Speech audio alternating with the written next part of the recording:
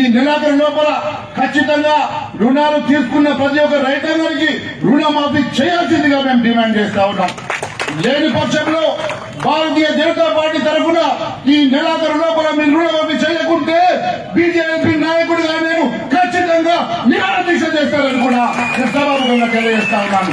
హైదరాబాద్ సాక్షిగా ఇందిరాబాద్ ముందు ధర్నా చౌకలో ఈ నెలాఖరు లోపల మీరు పూర్తిగా ఈ రైతాంగానికి రుణమాఫీ చేయకుంటే నేను రైతుల పక్షాన ఈ రైతాంగం పక్షాన ఖచ్చితంగా నిరాదీక్ష చేస్తానని కూడా నేను తెలియజేస్తా ఉన్నాను.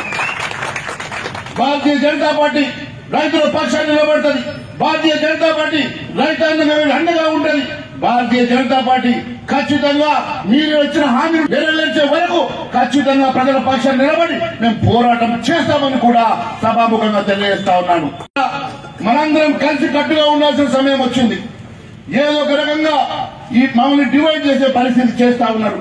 ఎట్టి పరిస్థితుల్లో మనకు న్యాయం జరగాలన్నా, అందరికి రుణ విముక్తులు జరగాలన్నా అందరం కలిసి కట్టుగా ఒకటిగా ఉండి అందరం కలిసి ఈ ప్రభుత్వం మీద పోరాటం చేద్దామని కూడా పిలిపిస్తున్నా.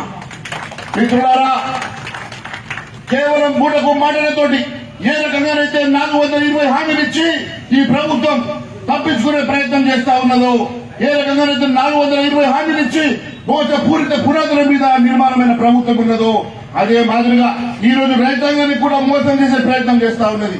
ఎట్టి పరిస్థితుల్లో ఈ మోసం జరగనివ్వం.